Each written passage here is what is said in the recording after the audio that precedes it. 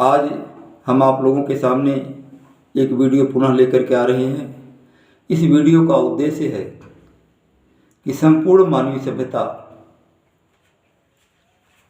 संपूर्ण विश्व के लिए राष्ट्र की सीमाओं, जाति धर्म की सीमाओं से ऊपर यह प्रत्येक व्यक्ति व मानवीय समाज के लिए, सभ्यता के लिए लाभदायक साबित हो सके। आज मजदूर दिवस 1 मई की पूर्व संध्या पर मैं यह वीडियो बना रहा हूँ। 2 उद्देश्य है। पहला तो यह है कि मैं थोड़ा सा प्रकाश डालूं मजदूरी पर, मजदूर पर, और दूसरा उद्देश्य है यूक्रेन और रूस के युद्ध पर। मजदूर सदैव से रहे हैं और अनंत काल तक रहेंगे। मजदूरी एक पवित्र कार्य है। मजदूरी वही व्यक्ति करता है जिनके पास या तो कोई विशेष हुनर ना हो हेल्पर के रूप में, और या तो उनके अंदर आत्मबल ना हो अपना व्यवसाय खड़ा करने के लिए। वो किसी के यहाँ हुनर रहने के बाद भी काम करते हैं। चाहे जिस भी कंडीशन में हम मजदूरी कर रहे हों, ये हमारा दायित्व बनता है कि मैं ये सोचूं कि मैं मजदूरी जिनके यहाँ कर रहा हूँ वो हमारे मजदूरी से उनको जो प्रॉफिट हो रहा है उस प्रॉफिट का वो क्या करते हैं। क्योंकि ऐसा तो नहीं ना कि जैसे हम अपने शत्रु देश में निर्मित वस्तुओं का सामान का उपयोग करके उसको मजबूत करें और पता चले कि उसी पैसे से वो बम बना करके हमारे ऊपर गिराए। यही स्थिति सामाजिक व्यवस्था में है। जिनके यहाँ हम काम कर रहे हैं, हमारे श्रम का प्रॉफिट और फायदा तो उनको होगा ही होगा। ऐसा तो नहीं है कि उस प्रॉफिट से वो समाज के लिए अहितकर साबित हों। तो आज मजदूर दिवस की पूर्व संध्या पर मैं आप समस्त मजदूर भाइयों से एक मजदूर होने के नाते करबद्ध निवेदन करता हूँ कि मजदूरी करते समय हमेशा ये ध्यान में रख करके मजदूरी करें कि आपके मजदूरी करने से जो आपके मालिक को प्रॉफिट हो रहा है उस प्रॉफिट से मानवता की रक्षा होगी या मानवता का नुकसान होगा। फिर दूसरी बिंदु पर मैं आ रहा हूँ रूस और यूक्रेन के युद्ध पर। आज लगभग 2 महीने हो गए हैं लगातार युद्ध हो रहा है। एक तरफ यूक्रेन को नाटो देश हथियारों की सप्लाई करके और प्रेरणा दे करके उसके मनोबल को बढ़ा रहे हैं। दूसरे तरफ रूस के सामने अपने सम्मान को बचाने की चुनौती और नाटो से भी हम लड़ सकते हैं ये प्रूव करने की स्थिति हो गई है। बड़ी मजेदार बात है। कोई भी व्यक्ति जब छोटा होता है बचपन में, तो बचपन में छोटे छोटे बच्चे मित्र बनाते हैं, शत्रु बनाते हैं, कट्टी और मिट्टी उंगलियों से लेते हैं कि आइए अब हम दोस्त बन गए, आइए अब आज से हमारा आपका संबंध समाप्त हो गया। ये छोटी सी बात उस जो बाल्यावस्था में हम करते हैं वही कार्य बड़ा होकर के, युवा होकर के, यहाँ तक कि पढ़ लिख करके, शिक्षित होकर के ऊंचे ऊंचे पदों पर जाकर के भी हम वही काम करते हैं। चाहे गांव की राजनीति हो, चाहे प्रदेश की, देश की राजनीति हो, चाहे जातिवाद की राजनीति हो, धर्मवाद की राजनीति हो, राष्ट्रवाद की राजनीति हो, हर जगह गुटवादिता, गोलबंदी अर्थात समान विचारधारा वाले एक तरफ। एक और बात पर मैं आज प्रकाश डालना चाहता हूं कि रूस और यूक्रेन में जो युद्ध हो रहा है, इसके मुख्य दोषी दो लोग हैं। एक पुतिन को मैं मानता हूं, एक ज़ेलेंस्की को मैं मानता हूं। और किसी भी राष्ट्र के प्रतिनिधित्व करने वाले को ये अधिकार नहीं है कि वो संपूर्ण मानवीय सभ्यता को खतरे में डाल दे। महान नेता वो होता है जो रचनात्मक कार्य करे। ऐसे उच्च पदों पर बैठ करके बमबारी कर करके विनाश का कार्य करना, जिससे नुकसान हो रहा हो। यूक्रेन में जो भी बमबारी हो रही है, बड़ी बड़ी बिल्डिंगें ध्वस्त हो रही हैं या पुल नष्ट हो रहे हैं, जो भी सरकारी संपत्तियां नष्ट हो रही हैं, उनको बनाने में मजदूरों का खून पसीना लगा होगा, उस देश की जनता का खून पसीना लगा होगा। यहाँ तक कि विश्व के तमाम देशों के लोगों का पैसा लगा है जो व्यापार के माध्यम से वहाँ गया है।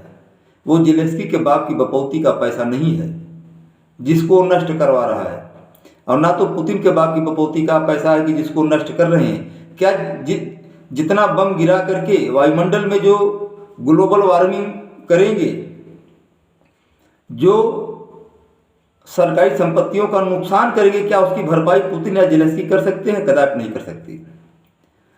तो आज लोकतांत्रिक देश में जहाँ भी लोकतांत्रिक व्यवस्था है, वहाँ पर जनता को चाहिए कि जब भी उसका राष्ट्राध्यक्ष ऐसा कोई निर्णय ले तो वो या तो उनको खत्म कर दे या तो उनको पदच्युत कर दे। नहीं तो चंद लोगों के अहंकार की पूर्ति के लिए संपूर्ण समाज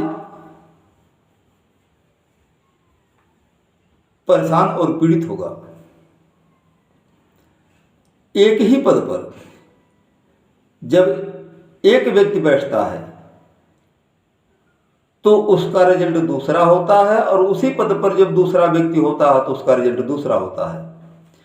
और रामचरितमानस में ऐसा बाबा तुलसीदास जी ने कहा है कि जब जब हो ही धर्म की हानि, बाढ़े असुर महाअभिमानी, तब तब प्रभु धरि विविध शरीरा, हरे कृपानिधि सज्जन पीरा। अर्थात जब जब हो ही धर्म की हानि, बाढ़े असुर महाअभिमानी। असुर का मतलब होता है जो देवता ना हो। सुर माने देवता और असुर माने जो देवता नहीं है।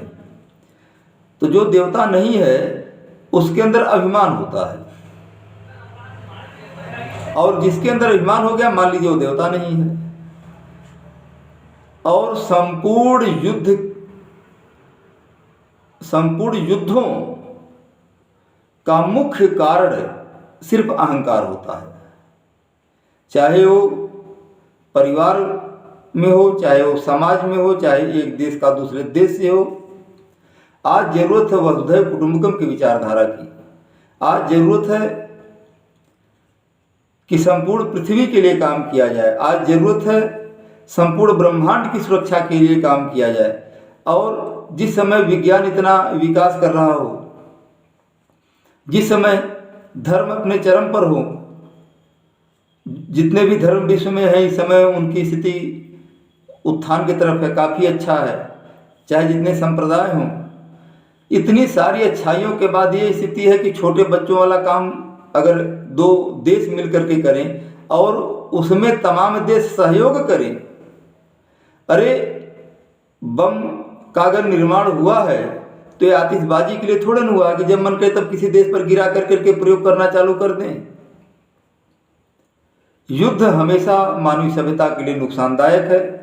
और मैं संपूर्ण विश्व की जनता से निवेदन करना चाहता हूं कि आप शांति के मार्ग पर चलें, आप शांति को अपनाएं, जिससे यह धरती स्वर्ग बन जाए। और यदि युद्ध के तरफ जाएंगे तो प्रत्येक व्यक्ति का व्यक्तिगत जीवन भी अशांत हो जाएगा और वो राष्ट्र अशांत हो जाएगा, विश्व अशांत हो जाएगा, मानवीय सभ्यता अशांत हो जाएगी। तो अच्छा, कोई भी धर्म गलत रास्ते पर चलना नहीं सिखाता। दिक्कत कहाँ से हो जाती है कि जब किसी बड़े पद पर लंबे समय तक कोई व्यक्ति रह जाता है या किसी पद पर अयोग्य व्यक्ति पहुंच जाता है, जैसे जेलेंस्की राष्ट्रपति बनने लायक पद पर अनायास पहुंच गया, पुतिन बहुत दिनों से लगातार राष्ट्रपति बनते हुए आ रहे हैं, तो दोनों के मन में अहंकार होना स्वाभाविक है। ऐसी स्थिति में हमारे भाई साहब बताते हैं कि यदि व्यक्ति का भौतिक विकास हो जाए परंतु आध्यात्मिक विकास नहीं हुआ तो उसका चारित्रिक पतन हो सकता है। इस नाते जब भौतिक विकास हो उस समय मानसिक विकास की भी जरूरत है और आध्यात्मिक विकास की भी जरूरत है। ऐसा नहीं है कि आतंकवादी कम पढ़े लिखे होते हैं, लादेन भी शिक्षित था। शिक्षित होना ये जरूरी नहीं है कि उस व्यक्ति के निर्णय लेने की क्षमता मानवीय सभ्यता के अनुकूल ही होगी। शिक्षित होना, आध्यात्मिक होना और किसी बड़ी उपलब्धि को पा जाना, तीनों अलग अलग बिंदु हैं। ऐसे में ये बात समझ में आती है कि ऐसे जो जिम्मेदार पदों पर बैठे हुए लोग हैं, वो चाहे किसी भी देश के हों, चाहे किसी भी जाति के हों, किसी भी धर्म के हों। मैं एक बार मानवतावादी पार्टी बनाया था 2012 में, तो अपने उस पार्टी के संविधान को मैं बनाया था, उसमें लिखा था कि हमारी पार्टी के जिम्मेदार पदों पर वो लोग बैठेंगे जो अपने धर्म की धार्मिक पुस्तकों का संपूर्ण अध्ययन किए रहेंगे। यदि हिंदू होगा तो गीता का पूर्ण अध्ययन किया होगा, मुसलमान होगा तो कुरान का अध्ययन किया होगा, ईसाई होगा तो बाइबिल का किया होगा, सिख होगा तो गुरु ग्रंथ साहब का किया होगा। तो हमारे कुछ कम्युनिस्टी विचारधारा के मित्रों ने विरोध किया कि धर्म को हम राजनीति में नहीं ला सकते। आज जरूरत इसी बात की है। एक बार APJ अब्दुल कलाम जी साहब कहे थे कि काश लादेन भारत का कोई उपनिषद पढ़ लिया होता तो विश्व प्रसिद्ध आतंकवादी बनने की जगह पे विश्व प्रसिद्ध समाज सुधारक बन गया होता। बाइबिल और गीता दो ऐसे ग्रंथ थे जो महात्मा गांधी को सत्य और अहिंसा के रास्ते पर चलने की प्रेरणा दिए और महात्मा गांधी को मानव से महामानव बना दिए। हमारे सनातन धर्म में एक पद्धति है पंचकोश जागरण की। अन्न कोश, मनोमय कोश, प्राणमय कोश, विज्ञानमय कोश, आनंदमय कोश। अन्नमय कोश, प्राणमय कोश, मनोमय कोश। अन्नमय, प्राणमय, मनोमय, इन तीनों कोशों के बाद आता है विज्ञानमय, आनंदमय, जिसमें मनोमय में तन्मात्रा की साधना होती है। यदि पुतिन और जेलेंस्की तन्मात्रा की साधना जानते होते तो शायद आज ये 2 महीने से लगातार युद्ध नहीं चल रहा होता। एक छोटी सी बात कि पुतिन के अहंकार, पुतिन की अज्ञानता, जेलेंस्की का अहंकार, जेलेंस्की की अज्ञानता और नाटो देशों का एक घटियापन कि दूसरे देश की जमीन, दूसरे देश के नागरिक, दूसरे देश की व्यवस्था को सिर्फ सपोर्ट करके